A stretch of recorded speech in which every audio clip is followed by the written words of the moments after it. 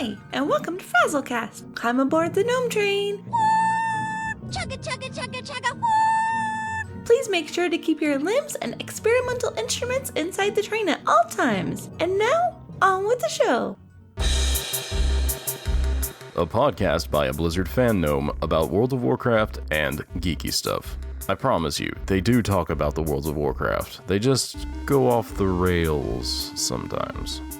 Well, I'm Frazley, and I am joined by the ultimate warrior, DesMephisto! Thank you for having me. Absolutely. This is like the third time I've talked to you this past month. Yeah, we've been chatting a bit. Yeah. I had you on Stories About Azeroth, and then we had you on the Converted podcast. But I wanted to get a chance to talk with you here, all by myself. It's kind of one-on-one and introduce you to the audience here at FrazlCast, because you are quite an awesome character. I mean, as are you. Oh, thank you. And you know, another character who helps keep this show running is Epicinsanity.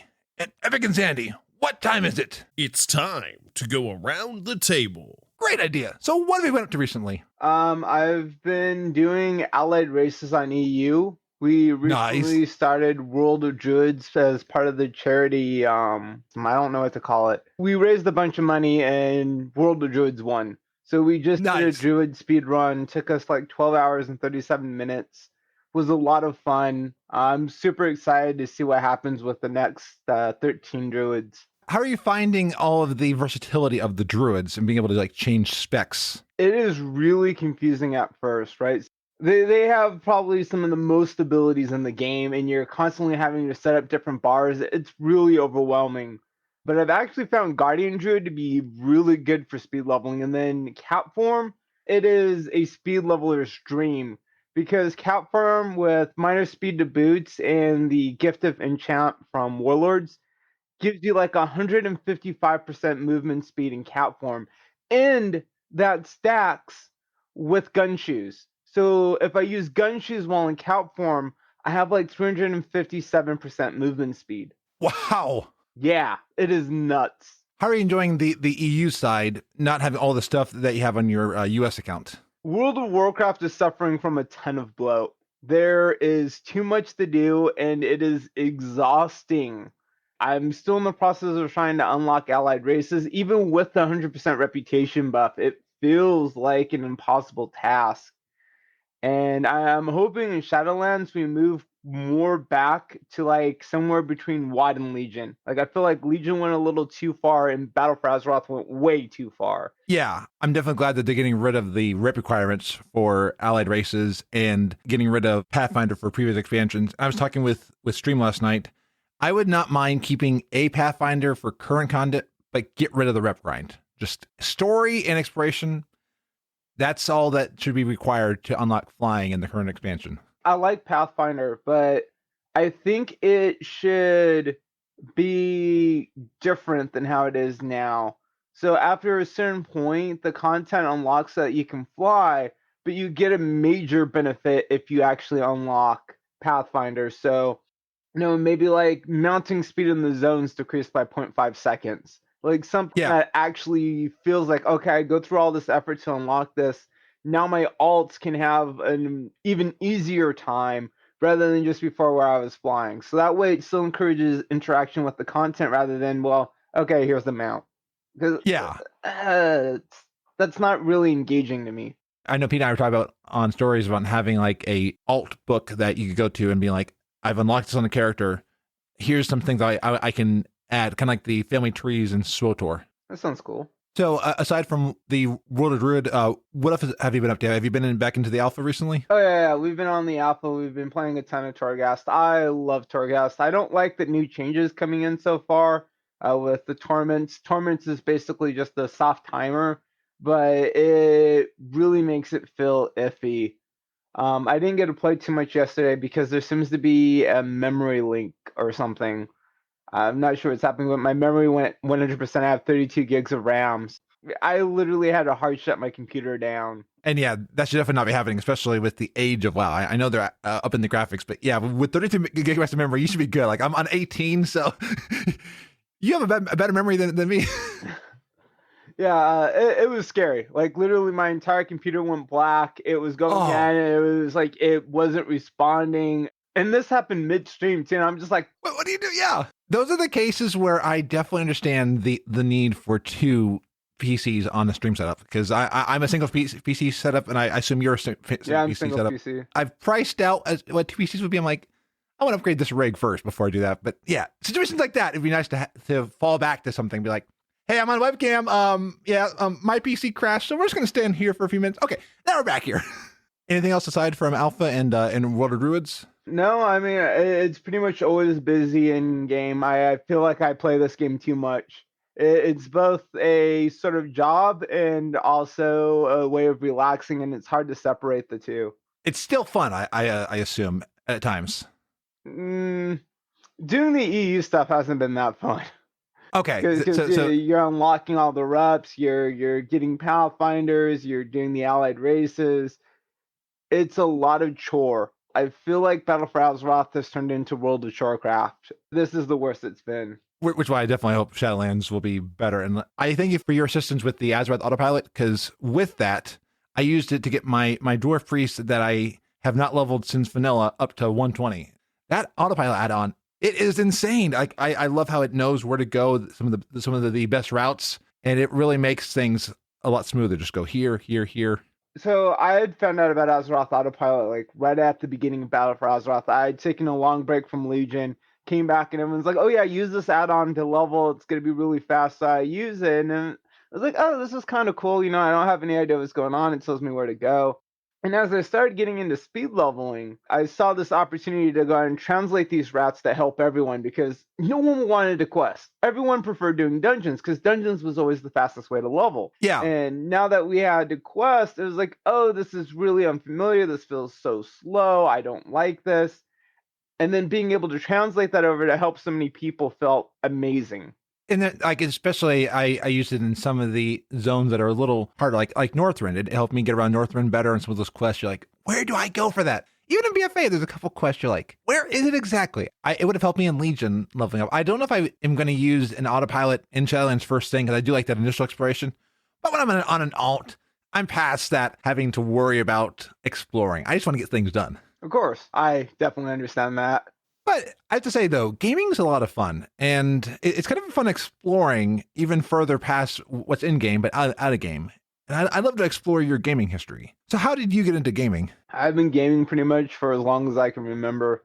I think one of my mom's boyfriends had a gaming console, and I played it and I fell in love with it. And so I started off with the NES. Oh. And I have the most fond memories with the SNES and the N64. So if I had to go from like games that defined each console, NES, it was probably the Super Mario Bros. Obviously.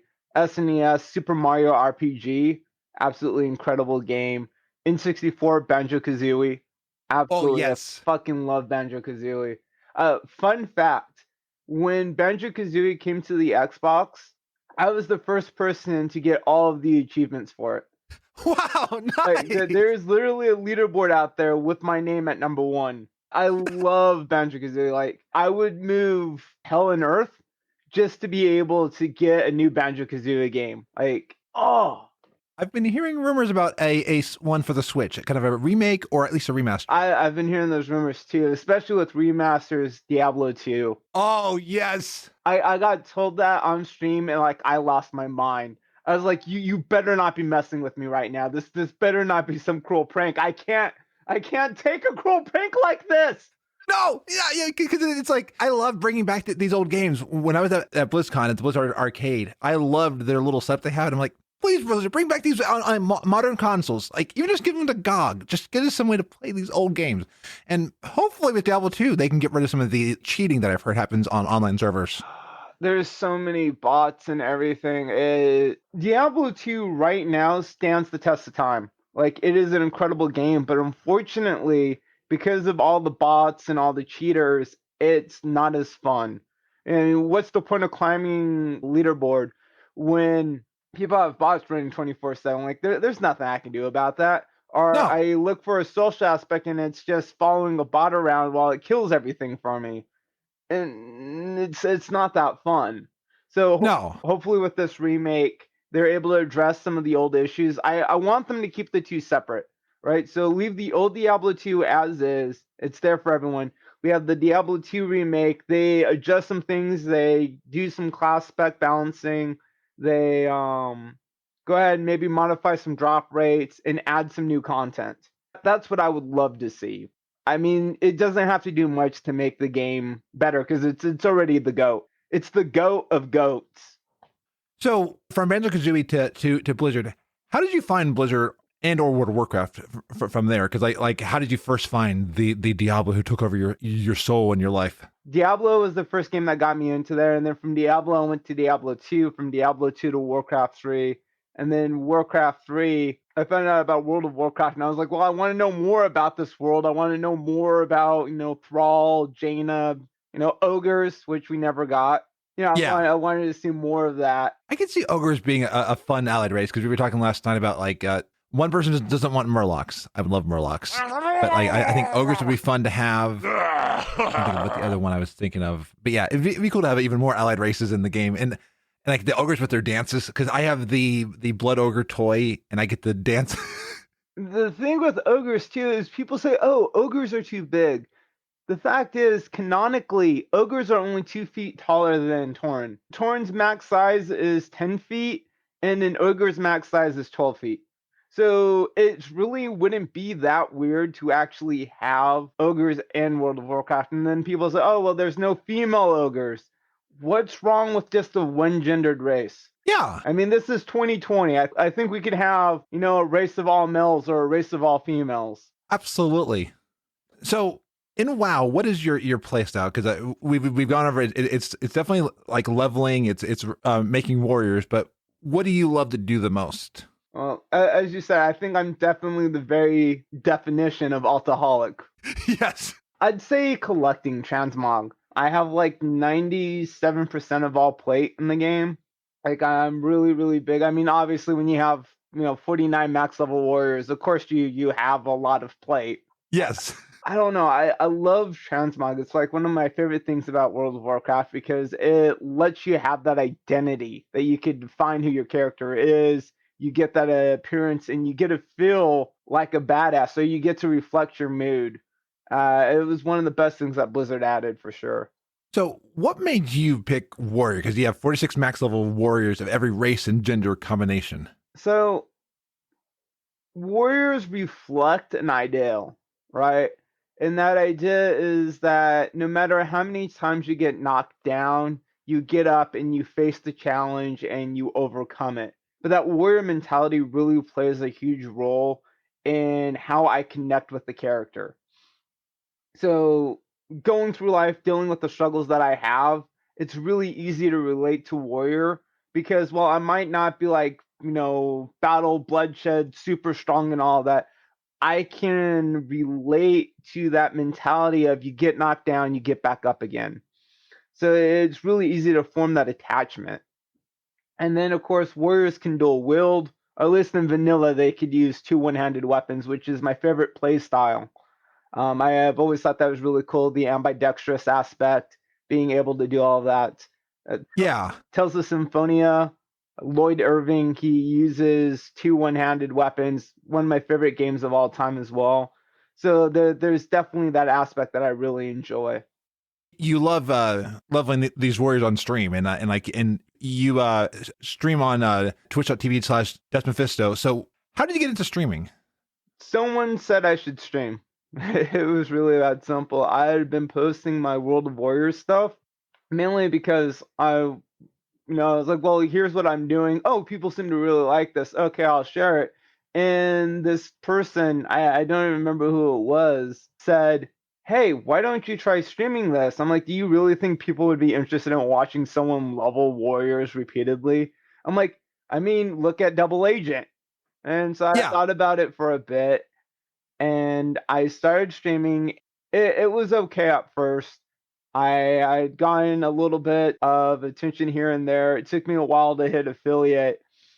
And I didn't really understand anything about streaming. I didn't understand the personality aspect. I didn't understand, all the little nuance that goes into streaming. And over time, I've gotten better and better and better at it. and I love it. I think the thing that I love most about it is the friendship, the community, being able to build this connection with people who were once strangers that now I consider like my best friends. Like every time I stream, I'm looking for names that I see, and I'm just like, dude, I'm so happy to see you again. This is great. And I mean, the thing that I hate the most is that you build this connection with someone, that you develop this friendship, and then you never see them again. It Yeah. always hurts. I definitely agree with you that it feels like a community. Like it's always fun to be like, oh, I know you in chat. Like, how you doing? And it's all, I always love like saying hi to people when they're in chat. If they're lurking, I let them lurk. I feel like they get to know me, and I don't get to know them as well sometimes unless they share more, but it is cool sharing a life with them. And I remember on the Convert podcast, you said like during everything that you did, you felt like you were sharing a victory with people in certain things, and like chat was like cheering with you, and that in a way they're playing alongside you. You're the one in charge of the character, but they're there with you. Yeah. And I mean, I love that. That's a sense of community. And I mean, I come from a very small family. It's a very non-conventional family. Community is something I've never really felt in my life. And Twitch, like, I mean, I love streaming, and I know people love my content, but that sense of community, it's part of the reason why I stream. It's like 60% of the reason I stream is I love that feeling so much. Oh, same. It's one like I could be having a horrible day. I go on to stream and I'm like, okay, all my cares just went away, and I'm able to be there with them. And even if it's just one viewer more, sometimes I know at least that one person, I'm connecting with them in some way, and they're there. I love that feeling. What is an obstacle that you've had to overcome to stream? So, as an autistic person, one of the big issues is I can be prone to meltdowns. And I mean, recently this just happened where I had a meltdown on stream and hit myself in the head. It's hard putting yourself out there knowing that you're going to potentially have your disability kind of limit you. And it's scary to do that in front of so many people. And of course, because it's the internet, a lot of this stuff could get recorded and passed along and then used to kind of demean you. It's terrifying. That's been one of the hardest things for me, is realizing, I mean, I still do it because I think it's important that it gets seen. Right now, when we think of autism, we have two looks at it. We see either, that they're disabled, they're nonverbal, and they can't really do anything, or that they're superheroes and that they just have social deficits. When the reality of it is, it's more somewhere in between. We can kind of do things, but we can't always do things. There's this visibility for autism that needs to be seen more often. So even though I'm neurotypical presenting, that you might describe me as high functioning, the high functioning aspect is how you perceive me, not how I am. Do you ever find people who relate to you in certain ways, and what you're doing is helping encourage them? Yes. I'm not sure if you're talking about like normal or neurotypical individuals or autistic individuals. Kind of like both. They think that they're alone, and then they find somebody else who they can relate to, and it brings them hope and encouragement. Oh, yes, definitely, for sure. I've had many people in our community, especially some people in the community who didn't know that they might be autistic. And now they're like, oh, I understand a lot of this. I relate to this a lot. And they're starting to understand, like, oh, maybe I might have autism. And I think that's really good, because that's something that happens is we learn how to mask, and then we go undiagnosed. And diagnosis is so important to getting the help that we need. And that relation to seeing someone struggling and then being able to push themselves beyond that is also been incredibly important. I remember at BlizzCon, I was struggling with like senses. I've got ADHD, but I remember talking with you, I was able to relate because I kept thinking like, what's wrong? I'm feeling so tired. And you said, it's the senses. Like, oh, that makes so much sense. I'm taking so many things in that I cannot process it. Yes. And I mean, it's true. And a lot of the times, like that right there, you didn't know what was going on. And No. that's how it happens to a lot of people, is that they're like, oh, I feel this way. I don't know why. And you never get the help that you need for it. When people feel like, oh, there's no point in getting a diagnosis as an adult for autism, yes, there is, because now you know how to tackle problems in relation to your disability. You at least have some idea of how to more appropriately manage it. It's like if you were using scissors as a hammer, and then someone says, no, scissors are used for cutting. And you're like, oh, now my hand doesn't hurt from trying to use scissors like a hammer. Yeah. As Amanda was saying, that you're creating some awesome awareness and understanding, and it's definitely important, and it's definitely important for kids that are growing up, and even adults, that you're being a role model for people and helping people realize it's okay to not know what's going on. You're able to help them understand it, and I value that. I feel very lucky to be able to do this for us. And what would you say is one of your favorite activities to do on stream? Definitely leveling, speed leveling in particular. I really, really enjoy that. Like doing something really cool on stream where like I'm planning and I'm thinking, I'm like, why don't I try this? And it pulls off and it's like super successful. Sharing that moment together just always feels incredible. Yeah. Oh yeah. And like, you're like, I'm so glad that somebody got to see that me do this and it wasn't just me seeing it. Yes. What would you say is a hidden pitfall in streaming that prevents people from success? Thinking that you just have to turn your stream on. There is so much more to streaming than just streaming. There is so much networking. When I was doing the charity stuff, I was working between 10 to 14 hours a day, not streaming. So all the promoting, all the networking, all the talking to people, all the engagement, everything that I'm doing, it takes a lot of time. So streaming isn't just going on and pushing play and then hoping someone discovers you and they like you. It's building a network, finding people to engage with, finding a community to interact with, having something to offer, helping people. One of the major things that I see a lot with a lot of successful streamers is you start with YouTube, you build a community there, people see your videos. Maybe you have like a really useful YouTube, like, you run into someone who's like, oh, I need help making gold. And it's like, oh, I have a YouTube on making gold. Here, check it out. It gets passed around. You start getting subscribers. And then you're like, oh, yeah, I also stream. And then you start to bring in more views this way and you build up. It is kind of a exponential curve. So at first, you're not going to see a lot of return. And then as more and more people, knowledge spreads, and you start to grow a bit faster. There's going to always be points where you kind of reach limits, but you slowly progress as long as you're putting the work in. And that's networking, that's meeting people. One of the things I struggle the most is definitely networking. I'm not trying to like grow my stream by networking, but reaching out to people and being like, hey, I'm doing this charity event. Is there anything you could do to interact?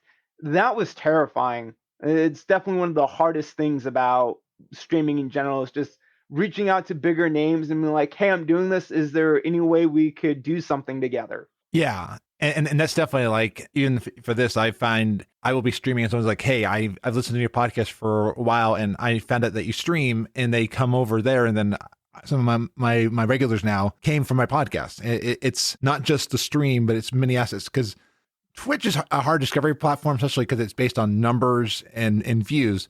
But if you can give people value from somewhere else, as Tom was saying, creating value for your audience. And I'm betting that the charity event has helped boost your numbers, because people are like, oh, you're doing this. And then they stick around after the event. Yeah, a lot of people really respect what I do, which feels incredible. I mean, looking at me right now, how I'm dressed, I'm someone who didn't get a lot of respect growing up, which I'm fine with. I was poor, welfare, all that growing up as a kid. Definitely kind of the loner, didn't really have friends. So I always felt like an outcast. The one thing that I focus on is inclusivity, making sure that everyone feels welcome, that they belong, that they're heard. Yeah. And I don't like using the word respect because it feels wrong. I don't know how to explain it. I'm not sure if that's my brain, but I feel like people love me for who I am rather than for an image of who I am. And it feels incredible. They're there for you as a personality, and they're connecting with you. Yeah, rather than I guess when I say image, because those of us with autism, we mask. And by masking, we present as neurotypical. So it feels like people appreciate and like me because of who I am as a person rather than who I present myself as. Yeah. And that's definitely one thing I've seen, like some streams, they create a persona and a character. Like I know I'm Frazley, but I try to make Frazley still be me, just me up to 11. I feel more open to be energetic on streams than I even do in real life. Yeah, for me, I exaggerate my F-bombs every now and then to downplay my autism, make it seem more like a persona trait rather than myself, just to make it a bit more humorous. Yeah. Providing value. There's a podcast I'm on where I play the devil's advocate because it helps add that extra bit to it. Yeah. But you still bring yourself along. Right. Well, you have put on your second charity event for the Autistic Self Advocacy Network, and this year raised over $5,000. That is incredible, my friend. I am in disbelief. The first year we did this, we raised $2,600, and I had set the goal as $15,000 because I see everyone else like raising these like ridiculous amounts of money. And I'm like, oh, we could easily hit 15,000. No, charity events, they're super hard. They are super, super hard. So hitting 5,000 this year, I mean, we did it for the entire month, but $5,000 in a month is more than I will ever earn in my life in a month. So that to me is just awesome because I feel like I earned that. Like I worked my ass off and I helped do this for charity. So Yeah. like being able to give my time in a way that I would never have been able to otherwise, it feels insane. And just like earlier, Twitch and the community, like we've been rooting for you. And when I saw that thing, I was rooting for you. I was like, yes, because I kept hoping that the goal would be reached. Yeah, and we did it. We ended up hitting $5,110, which is just wow. What led you to want to start this charity event? When I was diagnosed with autism at 29, I realized there was no help for me. There was no place I could go. There was nobody to talk to. It's like, okay, you have this autism diagnosis. Now, I don't know. Like, it really is like that. Once you turn 18, there's really no help for autistic adults. It was frustrating. I felt alone. I didn't have anyone to talk to. I didn't have any communities. And the one autistic group that I found, it was more on a non-verbal aspect rather than you're kind of functioning, you have struggles. So it was really hard to kind of network and get the help that I needed. I'm good enough that I can do some work, but I'm not good enough that I can do full-time work. There were a lot of issues there in trying to find that balance. And I realized like, hey, I wanted to start my own charity. I actually wanted to make a charity that focused on helping adults with autism, find jobs, help them with things like college, housing. Housing's a major thing. A lot of individuals with autism can have independent lives in some ways. It requires a lot of help. We'll never be fully independent. I rely on my wife for a lot of things. I'd say it's 60-40, 60% her, 40% me. I would not be able to live on my own if it wasn't for her. So needing that little bit of extra help, but to give that sense of independence to others, because it feels good to be able to not rely on your parents, to not be stuck at home with your parents, to feel like you kind of have some semblance of a life. So I always wanted to start a charity that focused on trying to bring this to the autistic community to help everyone out. I realized that that's probably something I myself can't fully do, but I saw the opportunity to do an event that raised money for charity. And the Autistic Self Advocacy Network are advocating for us, trying to go ahead and get us more attention, more say. One of their mottos is there's no conversation about us without us. When we're capable of expressing how we feel and how the world interacts with us and what the world does, we need to be listened to. So raising money for them to give them the ability to keep going out to Washington, to keep speaking up for us, to keep creating tools to allow this.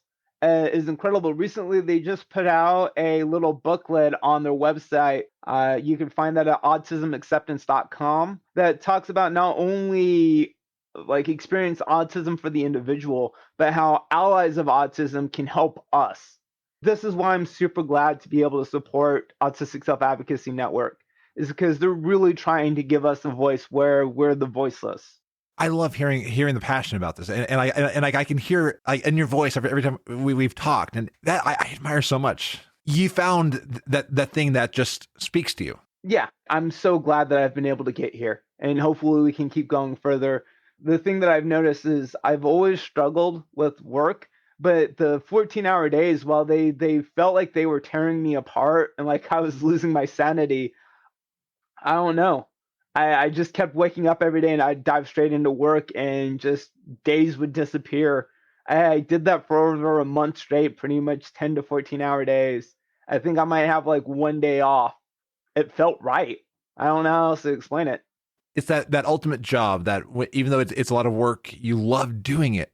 And there may be times that you may want to like take a break, but you're still enjoying doing it. And from everything that you've said, this charity took a lot of work to get going in this event. It wasn't just a go live and have a Tiltify link. There's a lot of stuff you did behind the scenes. Like you got Ian Bates, you got Thunk, you got Perky Pugs, you got so many people that were rallying behind you to help with the events. That was a lot of work. The cool thing is how many people, like I just reached out to them and told them what it is I'm in.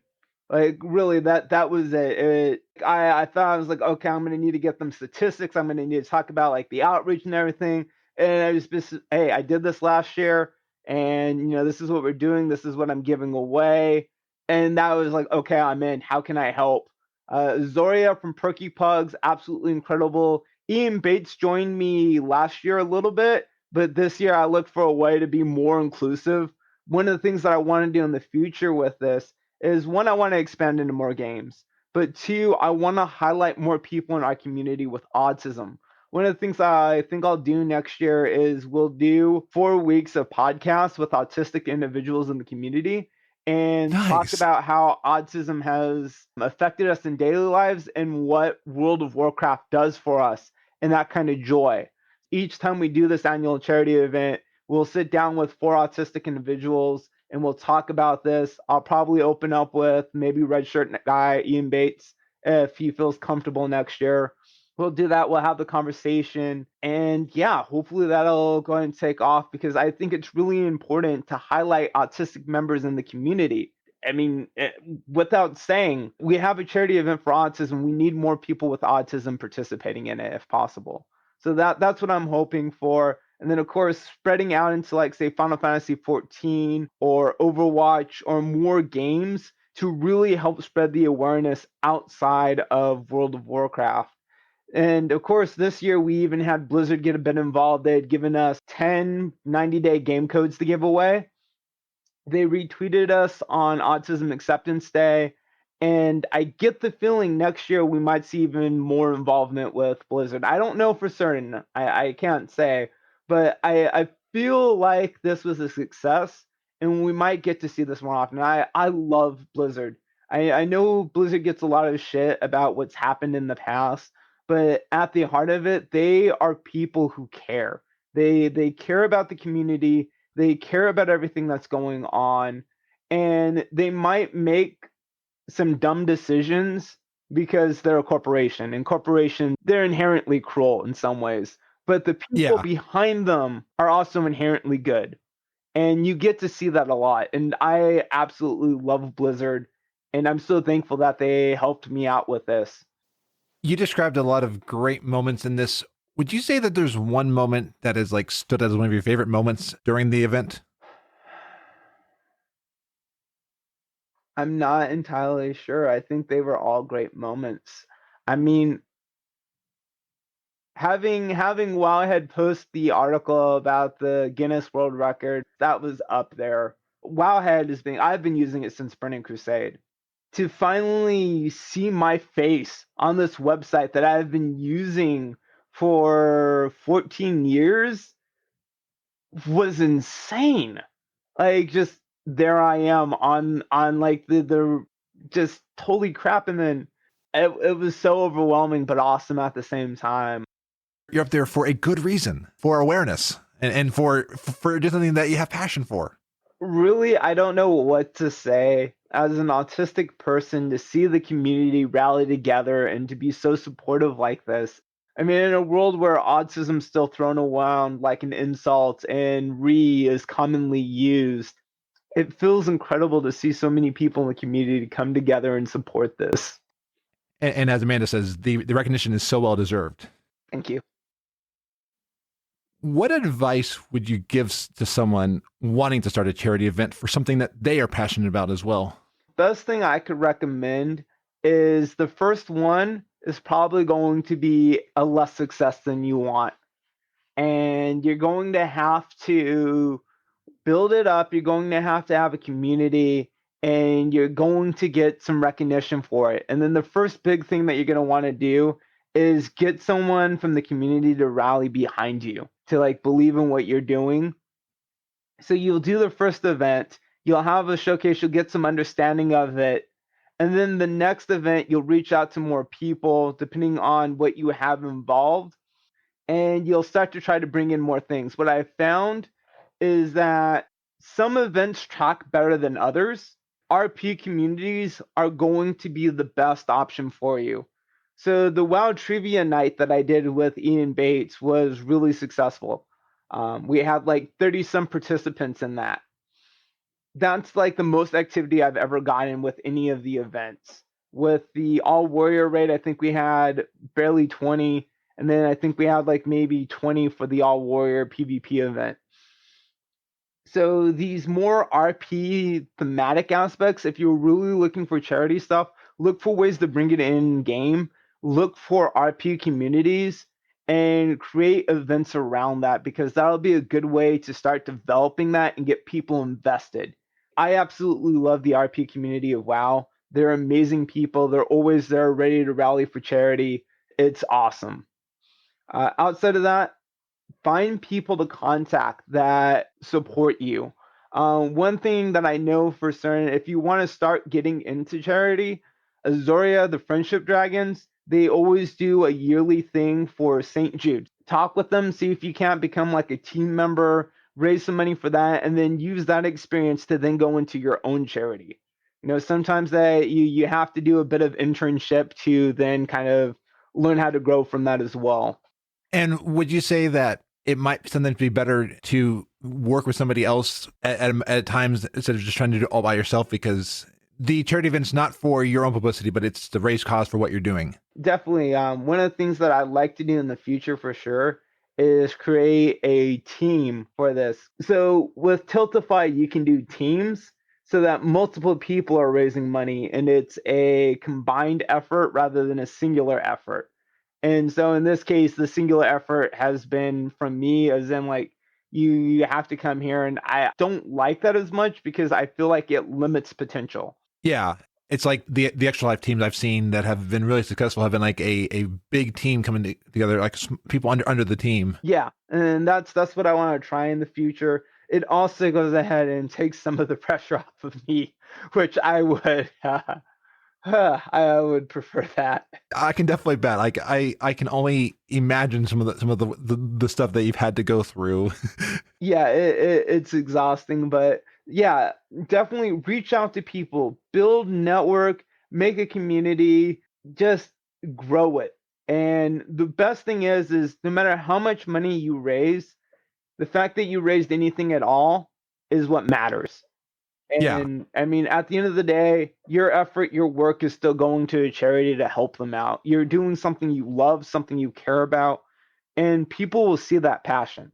It reminds me of a tweet I saw from somebody who talked about how like some streamer said, I only raised this much money. And the person said, you raised this much money and you still had a goal and you wanted to challenge yourself this year and you achieved it. But yeah, even if you had it not reached 5,000, you still would have raised the money you did. Yeah. I mean, it's hard not to feel like if you don't reach the goal, you're a failure. Like, I mean, I think that's just how our brains are hardwired sometimes. Yeah. That it's like, oh, we have a goal. Oh, I didn't hit the goal. I'm now a failure. It's getting ourselves to like reset that and be like, no, I succeeded. I did this. We might not have hit the goal, but we can hit the goal next year. It's looking at how it can help to make things better in the future. Absolutely. And I think that wisdom applies. Yeah, it's not just charity, but like any goal. Like I've got goals that I want for what I do, and I'm like, I don't always hit it there. I'm like, okay, but I'm getting closer. It's moving its way up. And I think with anything, I like the phrase, it's a marathon, not a sprint. Yeah, definitely. It felt like a marathon. Have you been able to catch up on sleep since then? I have. I've been taking sleeping pills every night though, just because something broke in my brain after that. I went to bed and I just couldn't fall asleep. I daydreamed to fall asleep. Well, technically, I guess night dream, but I do that to fall asleep, and I just couldn't do it anymore. It's like something in my brain had broken, and even now, I'm just now, almost 21 days later, I'm just now able to start to do it again, just barely. It's probably a good thing that this is only annual and not doing this like every month or every couple months.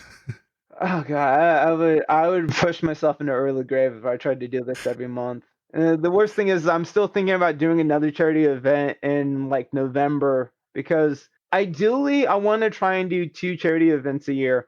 One for autism in April, and then one for children, toys. There's this charity I really like. It's called Replay. They take old discarded toys and make them accessible to disabled children. So just that they make the toys in some way so that disabled children can actually play with them as well.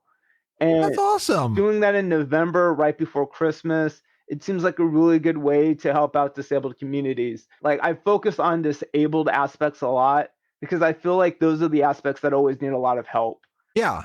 I mean, obviously everyone's suffering, but those of us with disabilities struggle a lot. And anything I can do to try and help the disabled community out is a big win for me. Definitely keep me updated, because I will do anything I can to promote what you do, because I have been impressed so far. I think if Shadowlands ends up releasing around that time, I can pull off some fun community events. I could even see an event in WoW, like going after some of those toys that you're still looking for in the toy box in WoW. That's actually a cool idea. Man, that would be insane for me though. I am missing so many toys. Oh, me too. And then you could even find people who have some of those toy codes that they could, if they want to, they could donate to the charity, and then you could raffle those off for like certain things. That'd be a cool idea. I just like that it's around Christmas time and everything. Yeah. And that it's a good way. Growing up as a kid, I used to hate, November and December, because I always thought as everyone faking being nice. That it's, oh, you're only being nice because you're supposed to. And as I've gotten older, I've learned to just appreciate it, that we actually have time set aside that's like, hey, just be more considerate. Even though sometimes it might be fake that you're doing this because you're prompted to, it's still nice to see people actually trying to be considerate. I don't know. I think it's comforting in some ways now. I always find that Christmas and holidays helps me reset myself. Like if I was getting off of that during the year, it helps me remember. And it is keeping that, I'd say that keeping the altruism and the human spirit and human drive alive. Right. We wouldn't be where we are today without altruism, I think. I'm 100% with you on that.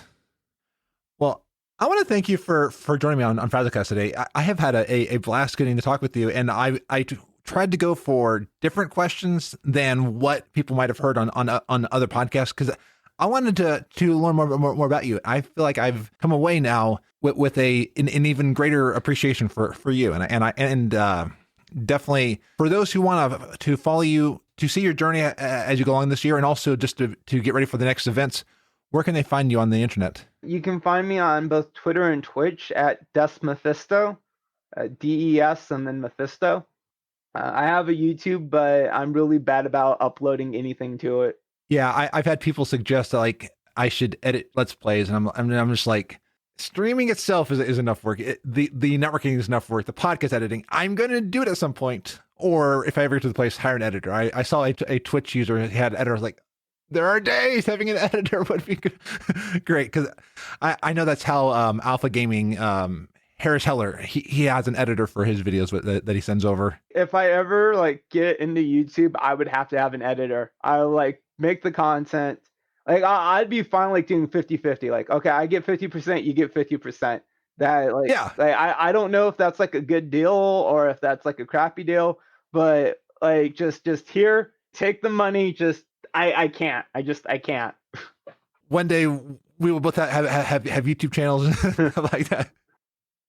Thank you so much for having me, by the way. I really appreciate being here. This was awesome. I actually really liked the questions that you asked, especially asking about streaming. I think that's a really important. One of the things that I try to do often is raid people who haven't been affiliate yet to try and get them more exposure. It's hard not to feel downtrodden when you're there streaming to 0 or 1 person and that you don't feel like you're ever going to make it.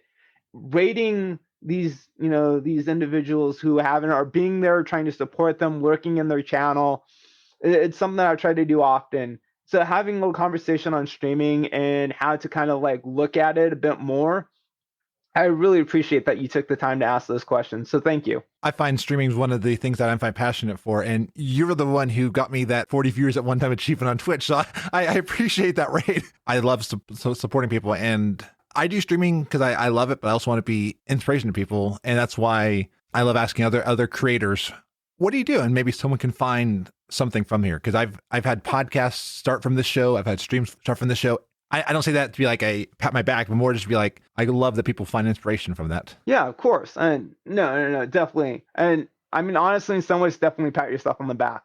That's one of the things that we don't do enough. We're taught that we have to show humility and that any kind of pride that we take in ourselves is kind of wrong.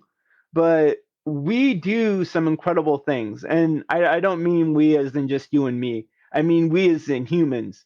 And we should definitely pat ourselves on the back for our success because we worked for that. And so just missing it and says, it's not that big of a deal. No, it's a big deal. You deserve to be proud of yourselves. Activating customized corporate transporter.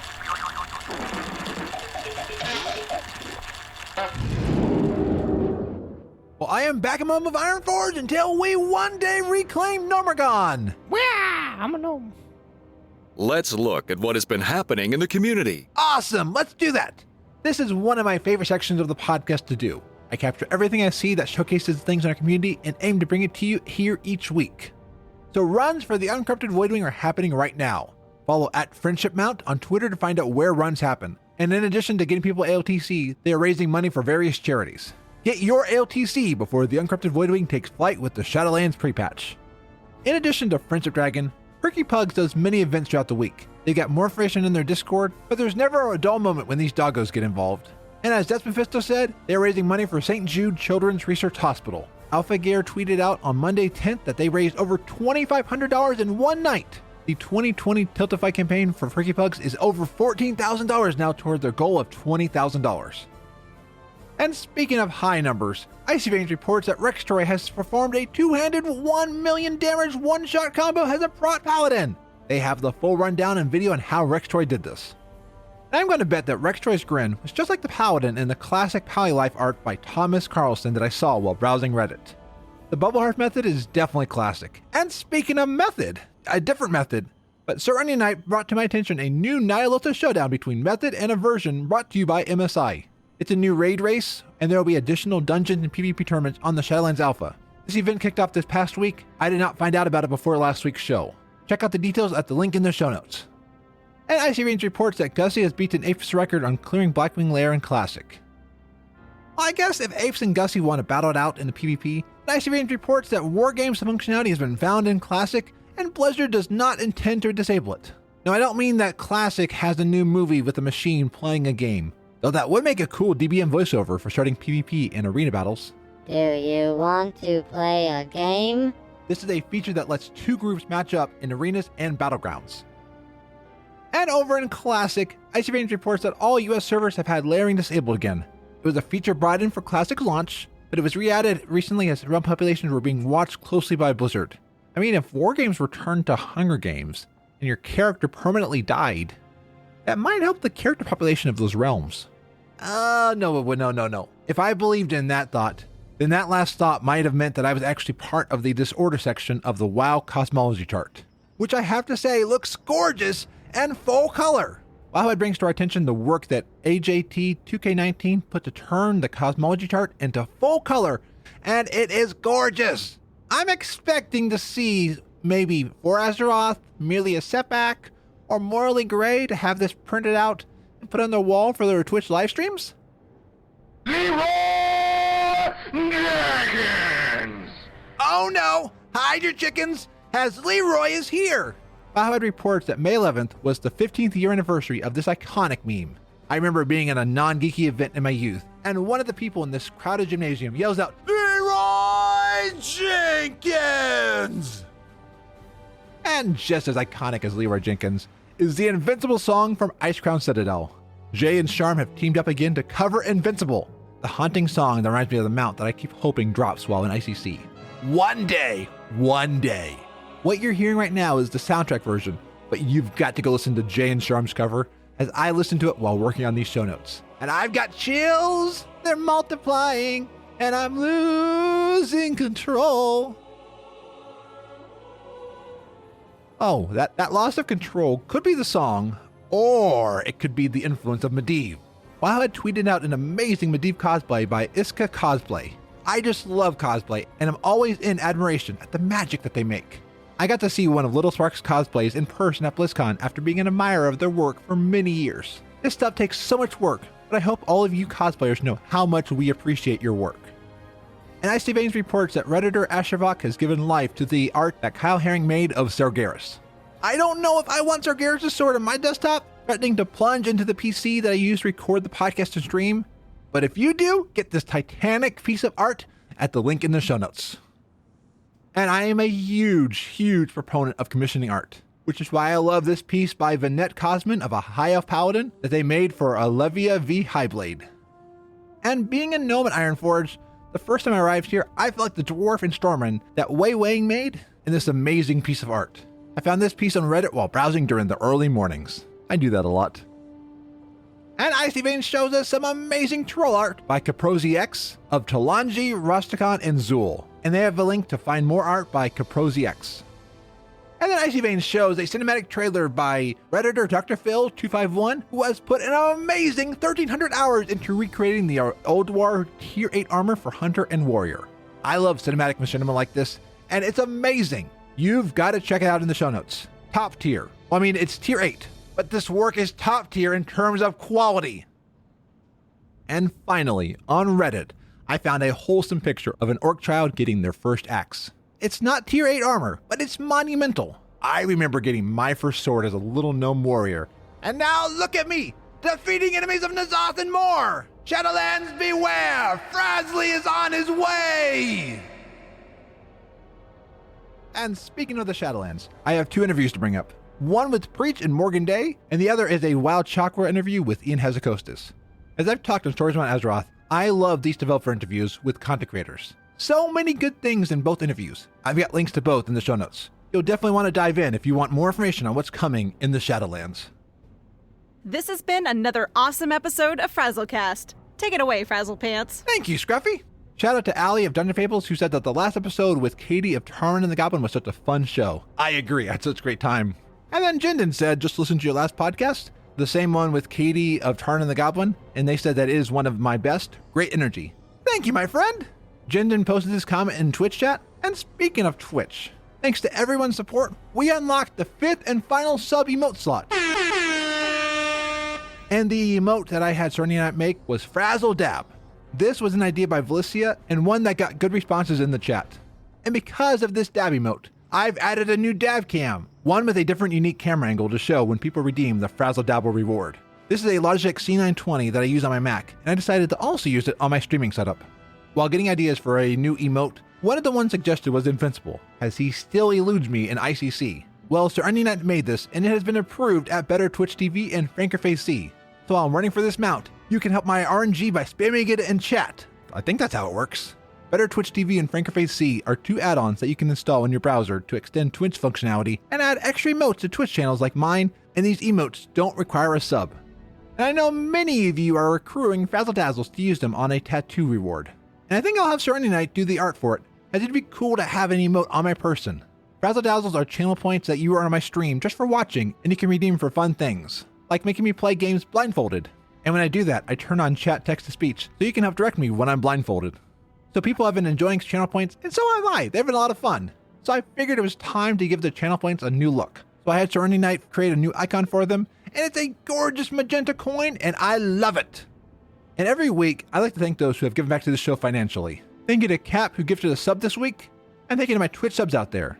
Thank you to AA Ron of the Miscellaneous Podcast, Allie of Dungeon Fables and All Things Azeroth, Amanda of Geek Caring, Blissful Moonrise, Blood Dragon 767, BSB Crames, Burkhart, Cap, Chaotic Goodish, Crunk, Dalek Kupo, Demeternoth, Demolizer, Dirtblocks, Draco Rosa 81, Epicinsanity of Frozen Nerds, Fiesta Taco 1983, Billy S. Cheesesteak, Jen of Morley Gray, Harlow, Jendon, K-Cat, Carenza, KR Soli, Crush of Crush's Cavern, Lance Blizz Gamer, Lico Boo, Lucas of Cardique Valley, Matt Lawson, Michael of Genome Project and Two Nerds Maybe More, Morelia, Myers Charming One, Knight, Pete of Storage on Azeroth, Queen Sorcha Kairos, Razarus, Rig of Charactercraft, Scissorlord, Seekjat, Sinister Gaming, Taluin, Helleroid, the Scruffy Druid of Loot Optional, the British Andy, Tom of 3 Extra Lives, Thorn, and Zortz the Goblin.